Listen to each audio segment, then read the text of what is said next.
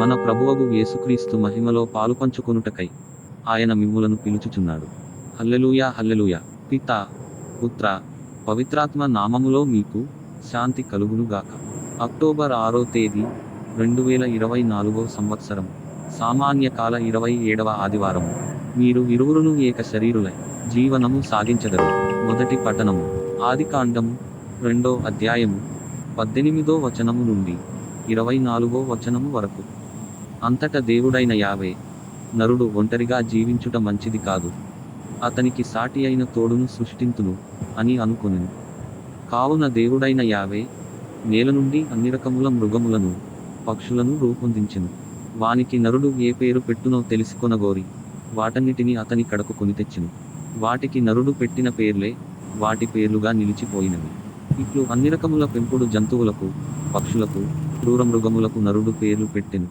కాని అతనికి తగిన తోడెవరును దొరకలేదు.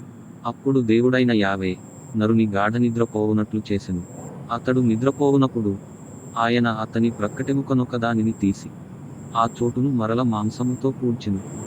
తాను నరుని నుండి తీసిన ప్రక్కటెముకను స్త్రీగా రూపొందించి దేవుడైన యావే ఆమెను అతని వద్దకు తోడ్కొని వచ్చెను. అప్పుడు నరుడు చివరకు, ఈమె నా వంటిదైనది, ఈమె నా ఎముకలలో ఎముక, నా దేహములో దేహము, ఈమె నరుని నుండి రూపొందినది కావున నారీ అగును అనెను. కావుననే నరుడు తన తల్లిదండ్రులను విడనాడి ఆలికి హత్తుకొని పోవును, వారిరువురు ఏక శరీరులగుదురు. ఇది ప్రభువు వాక్కు.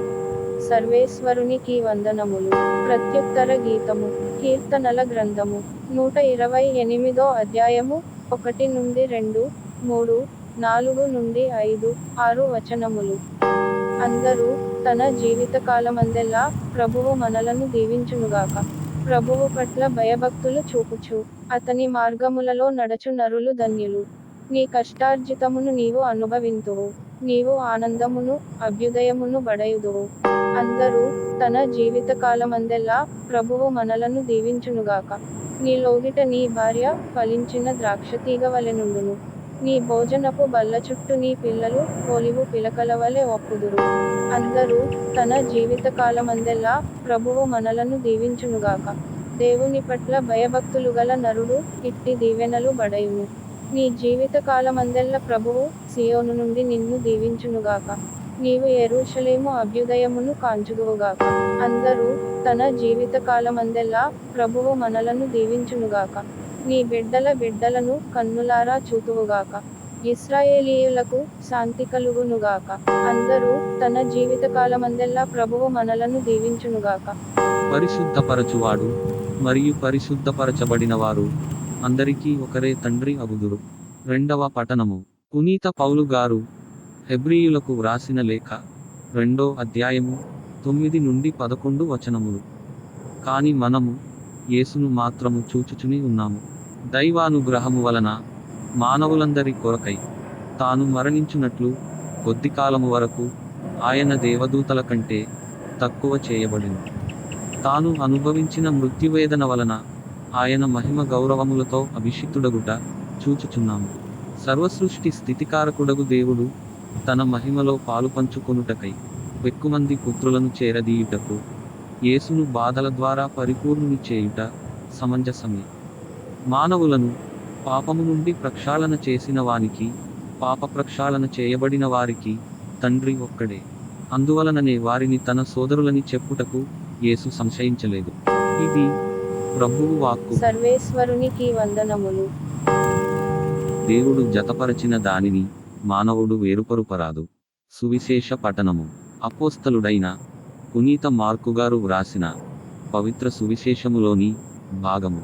ప్రభువా మీకు మహిమ కలుగును గాక. మార్కు సువార్త 10వ అధ్యాయము 2 నుండి 16 వచనములు. పరీక్షార్థము పరిసయ్యులు ఆయన యొద్దకు వచ్చి భార్యను పరిత్యజించుట భర్తకు తగునా అని ప్రశ్నించిరి. అందుకు యేసు, మోషే మీకేమి ఆదేశించెను అని తిరిగి ప్రశ్నించెను. విడాకుల పత్రమును వ్రాసి ఇచ్చి భార్యను పరిత్యజింపతగునని మోషే ఆదేశించెను అని వారు సమాధానమిచ్చిరి. అందుకు యేసు, మీ హృదయ కాఠిన్యమును బట్టి మోషే ఇట్లు ఆదేశించెను, కాని సృష్టి ఆరంభమున దేవుడు వారిని స్త్రీ పురుషులనుగా సృజించియున్నాడు. ఈ హేతువు వలననే పురుషుడు తల్లిదండ్రులను వీడి తన భార్యకు హత్తుకుని ఉండును, వారిరువురు ఏకశరీరులై ఉందురు కనుక వారు భిన్న శరీరులు కాక ఏకశరీరులై ఉన్నారు. దేవుడు జతపరచిన జంటను మానవుడు వేరుపరుపరాదు అని యేసు వారితో పలికెను. వారు ఇల్లు చేరిన పిదప ఈ విషయమును గూర్చి శిష్యులు ఆయనను ప్రశ్నించిరి. అప్పుడు ఆయన వారితో, తన భార్యను పరిత్యజించి వేరొక స్త్రీని వివాహమాడువాడు ఆమెతో వ్యభిచరించుచున్నాడు. అట్లే తన భర్తను పరిత్యజించి వేరొక పురుషుని వివాహమాడు స్త్రీ వ్యభిచరించుచున్నది అని పలికెను. అంతట కొందరు తమ చిన్నారులను తాకవలెనని యేసు చెంతకు తీసుకుని రాగా శిష్యులు వారిని గద్దించిరి. దానిని గమనించిన యేసు శిష్యులపై కోపించి, చిన్న బిడ్డలను నా యొద్దకు రానిండు, వారిని ఆటంకపరపకుడు, ఏలయన అట్టివారిదే దేవుని రాజ్యము అని పలికెను.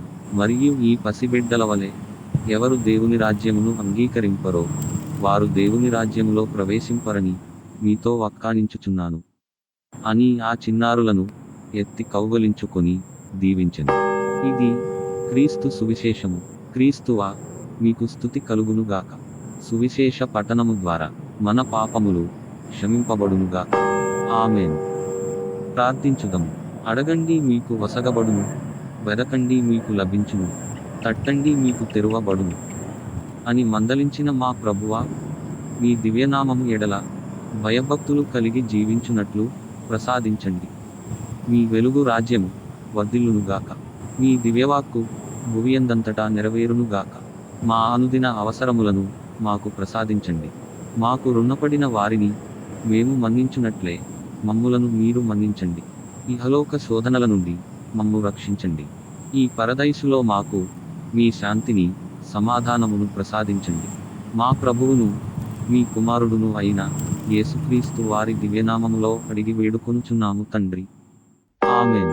ప్రియ సహోదరి సహోదరులారా, ఈ అనుదిన దివ్యగ్రంథ పఠనముల ద్వారా అభిషేకము పొంది మన నాథుడైన క్రీస్తులో జీవించు యోగ్యతను పునరుద్ధరించుకొనండి. వీడియో క్రింద సబ్స్క్రైబ్ బటన్ ఉంటుంది, నొక్కి సబ్స్క్రైబ్ చేయండి, షేర్ చేయండి. మీరు లైక్ చేయడం వల్ల ఇంకా ఎంతో మందికి ఈ వాక్యము పంపబడుతుంది. కాబట్టి తప్పకుండా లైక్ చేయండి. ఏవైనా సలహాలు సూచనలు ఇవ్వదలచిన వారు కామెంట్ చేసి సహకరించండి. ప్రభువైన క్రీస్తుని ప్రేమ మీకు మీ బిడ్డలకు తోడైయుండునుగాక. ఆమేన్. పరిశుద్ధ పరమ దివ్య సప్రసాదమునకు సదాకాలము ఆరాధన స్తుతియు స్తోత్రములు నమస్కారము కలుగునుగాక. పితా పుత్ర పవిత్రాత్మకు మహిమ కలుగునుగాక. ఆదిలో కలిగినట్లు ఇప్పుడును మరెప్పుడును